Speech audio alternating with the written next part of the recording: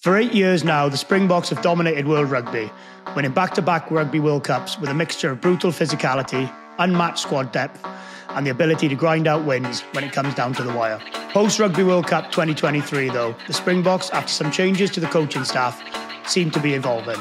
Could we now be looking at a South Africa side that can not only bully teams and dominate them at scrum time, but also play expansive, exciting rugby? Let's look into it.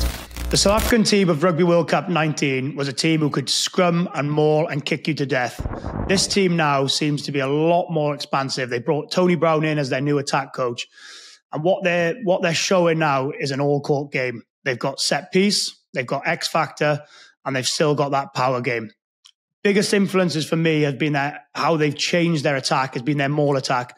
Now, when you play against South Africa, and when you defend lineouts in your own 22, you're expecting South Africa to maul and maul. Then you're expecting them to hit up, come around the corner, and bully you with power. What we've seen in 2024 is a mixture of that and a mixture of attacking kicks, a mixture of play into the wide channels with their backs off mauls. None more so than this Autumn Nations series. Maul attack, quick plays out the back, cross-field kicks, little dinks, and even someone like Damien de Lande is managing to produce some cross-field kicks, which shows a mindset change. Speaking to a few of the South African boys, what Tony Brown has brought in is some real invention, not your stereotypical just hit up around the corner. They've looked at lots of short plays and funny deliveries down the front of the line out, keeping teams guessing. The respect they have at maul time means teams are going to be ready to engage in their maul nice and early. So if they're dropping balls down the front of the line out, little peels off the back, dummy runners, etc., all of a sudden it becomes really, really difficult to defend. So you've had Cheslin Colby thrown into the line out, and everyone's saying, okay, well, that's really inventive, but why is it inventive? It's inventive because if Cheslin Colby is thrown into the line out, you've now got 8 forwards ready to hit that maul instead of 7. We're not waiting for the hooker to come in and get an advantage and slowing down the maul. And even more so, when you look at it when they've got yellow cards. They don't want the game slow, even with 14 men. That, for me, is the biggest indicator of change. How often would you have seen a South African team previously, 4, 5, 6 years ago, go for a quick line-out when they're a man down? Take a quick line-out instead of mauling a team, winning a penalty and going back into the corner. So I think Tony Brown deserves huge, huge credit for the way that he's brought this unbelievable team together and just given them freedom and some invention to produce some of the best rugby that we're seeing at the minute. Another really interesting stat post-Rugby World Cup 2023 is the amount of times the forwards, in particular the front 5, are passing. The forwards are passing twice as much as they have done in each match post-Rugby World Cup 2023, which means they're tipping and moving the point of contact a little bit more. They're not just one-up runners around the corner going hard off 9. They're moving the ball out the back. They're moving the ball short passes, longer passes, and all that. What that does is keep the defensive line guessing. It doesn't just give you a man to just line up and hit. You've got guys like Manny Lebok, Andre Pollard, guys like that floating out the back.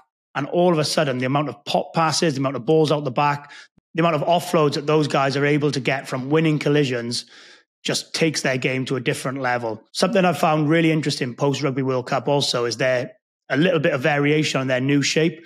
Normally, most teams will play 3 forwards off 9, 3 forwards off 10, and keep a forward in the edge for those wide channels. What South Africa are doing at the minute is they're playing a 4-man pod off 9. Now, what that does is it shortens the defensive line. So you've got an option as a ball carrier to carry, to tip, to put the ball one extra pass out or play out the back. And if they do end up carrying and hitting up the middle, that extra forward that they've got in that shape is just dropping inside 9, dropping inside 10, and servicing the next ruck. So they're never short of numbers at a ruck, and they've always got extra bodies on their feet.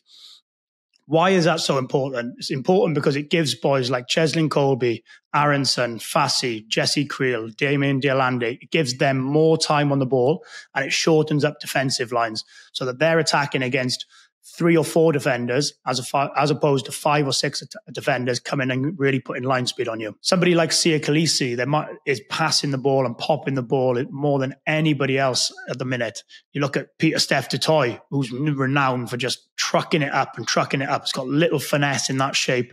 And then all of a sudden, their speed of ball is so quick, an average of 2.7 seconds. And that allows them to get an average of 13 entries into opposition 22 per match. So if you've got a South African team who can maul you, who can play off 9, who can play the power game, who can find space with attacking kicks, can get the ball to Cheslin Colby, Aronson, Fassi, Leroux in space, you can't defend that for 13 entries. They go into creek and they're going to score points and score tries off the back of it. And for me, what that 4-man shape gives them is just a little bit more freedom. Not so structured. It gives them a little bit more freedom to play out the back, to have more decoy runners, and it gives their forwards more opportunities to get more passes in. Because when you play normally off as a 3-man pod, if you lose that collision, then all of a sudden the next ruck becomes an absolute sort of dogfight. Whereas what this extra forward is giving them is the ability to win that and service that next ruck and gain quick ball after quick ball and give their backs a load of space. What they are at the minute is a complete team. You look at the stats and the top 10s of everything of South African players, and they're not that high individually, but you put everything collectively as a team from that new 4-man shape, their new mindset of attacking from maul, attacking kicks, speed of ball, carries off 9, and they are an unbelievable rugby team, a generational team. And for me, they at the minute are the best team that I've seen, and that goes as well as playing against the All Blacks team of 2015, previous South African team in 19. But currently, I think they are the best rugby team that's been out there, and I think they're going to take some beating come the next World Cup as well. Another absolutely incredible stat from this unbelievable year from the Springboks is that Rassie has used 51 players across the board. And they've only lost 2 games in this year, against Argentina and the last-minute drop goal against Ireland in Durban. And you just think of how incredible is that, 51 players, and not one of those players that have come in looks out of place. They just slot into the system. They're well coached. They're eager to learn. They're an incredible player when they slot in. And it's just scary how many players they've used and how they continue to just keep winning and setting the bar. There's no better way. At the minute, I think the best place to look is 9 and 10. When you go back to Rugby World Cup 2019, it was Handré Pollard, it was Faf de Klerk.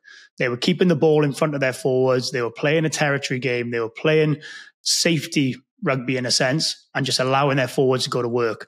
Whereas now they're playing this all-court game, and it's almost they're playing whoever the opposition suits best. It's almost like, okay, well, if you want to play loads of attacking kicks, loads of tempo, you play your Grant Williams, your Manny Lebok.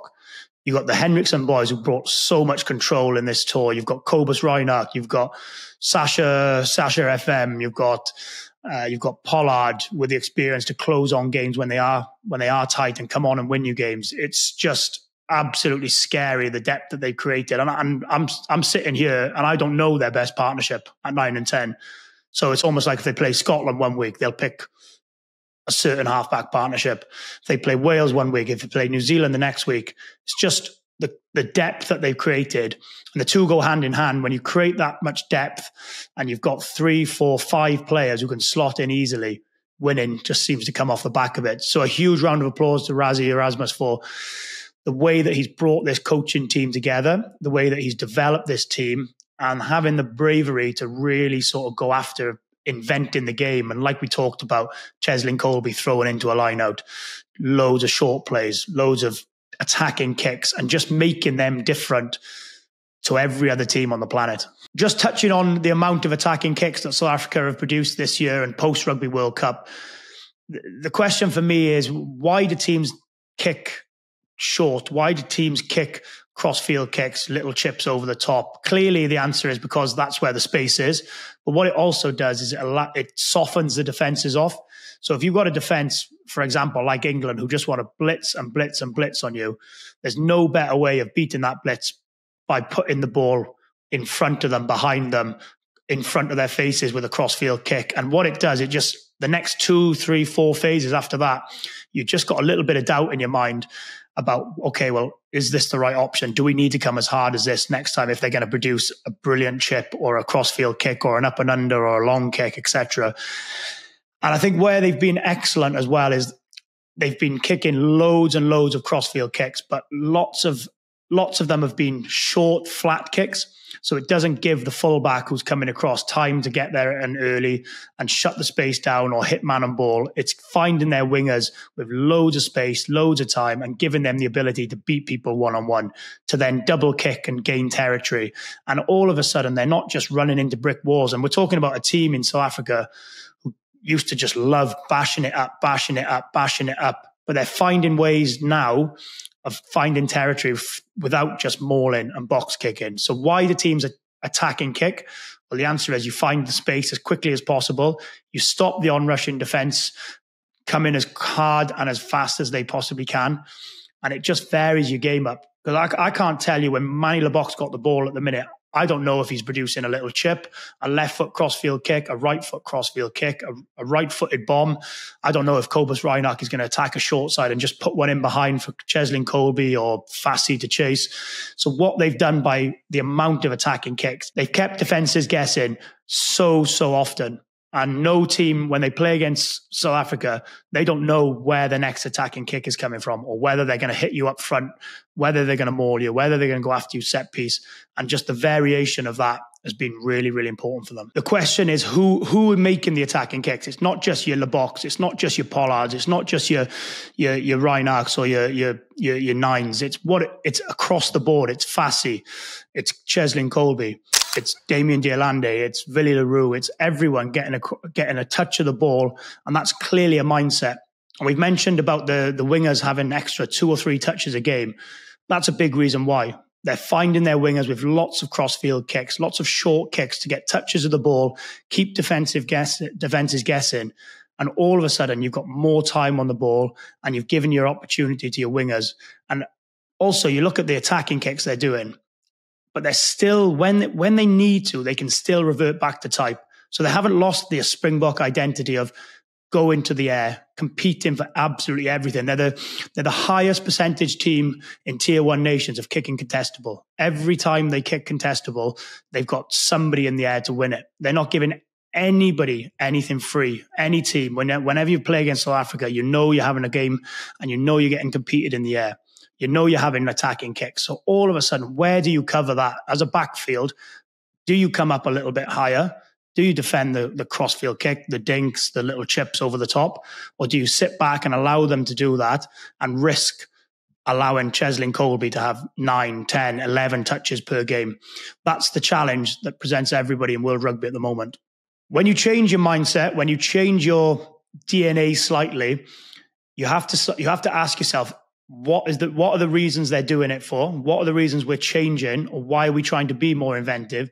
And how do you mark that as successful? Well, you mark it as successful because South Africa are the team that have scored the most tries in Tier 1 nations this year in 2024.